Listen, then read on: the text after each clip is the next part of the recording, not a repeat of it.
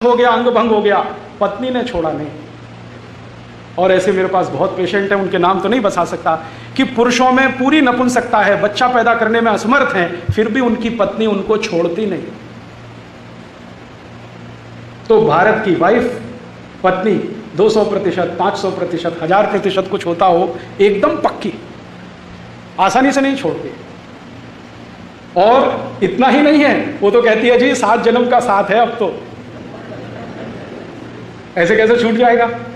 तो यहां वेदर भी पक्का है, वाइफ भी पक्की है और वेल्थ भी पक्की है। धन संपत्ति के बारे में हमारे देश में एक बहुत महान बात कही गई है, हमारे देश में ही कही गई है, दूसरे किसी देश में मैंने नहीं ये सुनी ना पढ़ी। वो कहते हैं कि जब धन बढ़ जाए ना, तो दोनों हाथ से लुटाओ, माने दान करो तो और बढ़ेगा। विद्या बढ़ जाए, ज्ञान बढ़ जाए, और ज्यादा लुटाओ तो और बढ़ेगा। इसको किसी महान कवि ने कहा कि नाव में बाढ़े पानी और घर में बढ़े संपत्ति, तो दोनों हाथों से उलीचिए। और हमारे यहां यह पक्की मान्यता है कि जितना दान करो उससे ज्यादा आता है। मेरे बहुत दोस्त हैं इस देश में जो शायद 100 करोड़ से ऊपर का बिजनेस करते हैं, और वो हर साल करोड़ों रुपए जाकर दान कर देते हैं तिरुपति बालाजी के मंदिर में, करोड़ों रुपए दान करते हैं।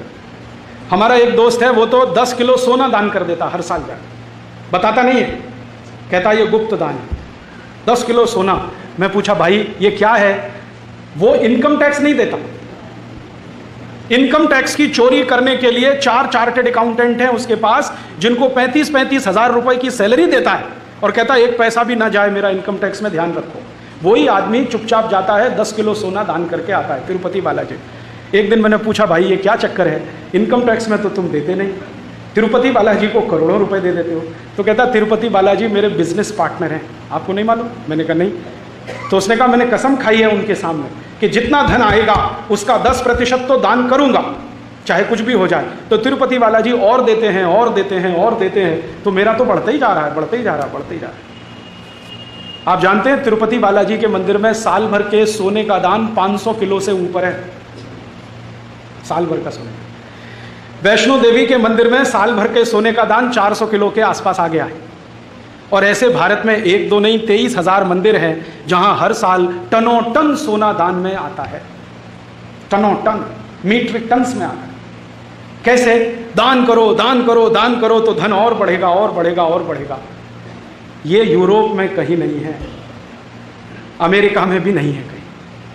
वहां तो दान देना हो तो तब होता है जब सरकार का कोई दबाव हो आपके ऊपर, आम आदमी तो कुछ करता वर्ता नहीं है। और ये जो दान देने का संस्कार है, ये शायद भारत के भूगोल खंड में प्रकृति से आया हो। छोटे छोटे बच्चे भी यहाँ दान देते हैं। आज का मैं अखबार पढ़ रहा था तो पता चला कई स्कूल के बच्चे बाढ़ प्रभावितों के लिए अपना जेब खर्च इकट्ठा कर रहे हैं और भेजने की तैयारी में है। थोड़े दिन पहले कारगिल युद्ध हुआ था, बच्चों ने हजारों लाखों करोड़ों रुपए इकट्ठे करके भेज दिए कारगिल युद्ध में। तो बच्चों को बचपन से ये संस्कार है, शायद हमारे ये खून में है या हमारे डीएनए में है, हमारा जेनेटिक मटेरियल ऐसा है जो बिना दान दिए हमको संतोष ही नहीं होता।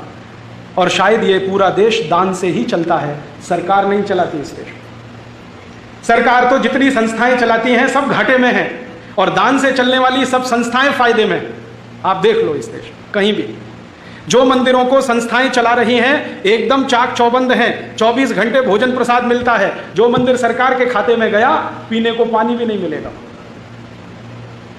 आप जानते हैं कितने गुरुद्वारे हैं जो 24 घंटे लंगर खिलाते हैं इस देश में? इस देश में 23,80,000 से ज्यादा मंदिर हैं कुल भारत में। इन